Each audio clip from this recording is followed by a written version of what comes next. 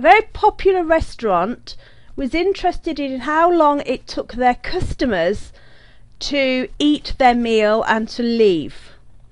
They found that they had to work bookings around customers that were walking in from the street, and ended up with certain customers waiting for some time before they were able to sit at a table. Given this problem, they tasked one member of staff to calculate and record how long it took each person to eat their meal and to leave. This was done for a short period during one evening, and the times were recorded on the table that you can see in front of you.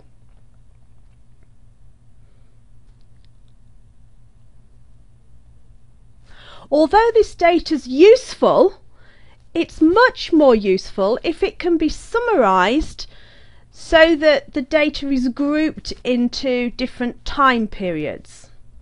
And this can be done by putting it into a data table. The table on the right of the screen is a summary of the original raw data. By organising it into 15-minute periods, it becomes much clearer to see which are the more popular times of eating a meal. So you can see, looking at the table, that between 61 and 75 minutes there were 45 customers that took that time period.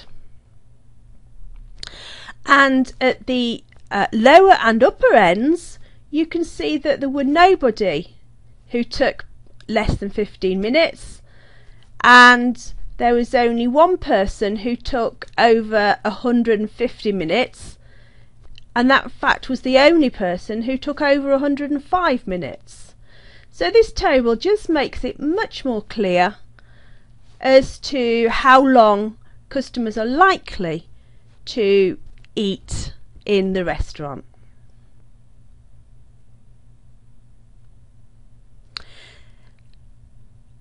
Another way this could be presented is a chart, and using a bar or a column chart, it is a visual representation of the table that we have.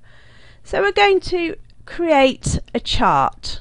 So just scroll across so we've got some space on the screen, and insert a column, and we're going to pick the most simple, straightforward charts. Okay, and I'm just going to move it across so it doesn't cover up the data. Now, because I've created the chart and I'm inside it, I have the option for chart tools. So from the design menu, I can select my data. The legend or series data values are going to be the number of people, and enter, and OK. And the horizontal or category axis labels, if I edit that and click on the little red arrow, are going to be the different periods of time. And OK. That data is now chosen. Click on OK, and we have a nice chart that shows the distribution of the data. There's a few things missing. There's no title, no axis labels, and this little legend here is of no use at all. So I'm going to delete the legend. Just click on it and press the delete key on the keyboard. That's only useful if you have more than one series of data, for example comparing men and women. Now we need to label the chart. So to do that, we go inside the layout option of chart tools, and we can put a chart title on. I'm going to use above chart because it becomes less cluttered, and I'm going to type in the title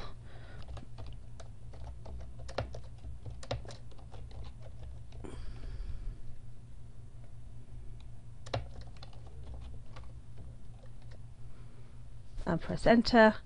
Length of customer visits, and then I'm going to label up the axis. So the axis titles, the primary horizontal axis I'm going to put below, and that's going to be time for meal to be eaten, and then my axis titles, vertical axis rotated, is going to be number of people, and enter. Now if we look at the data, the chart should be fairly clear. Now the title could be improved, and I can just click in here and I could edit the title. Length of time taken for customers' visits. I might want to just edit that table a little bit. I might just, for example, move it.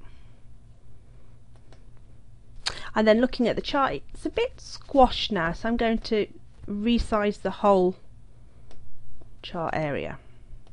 Excellent.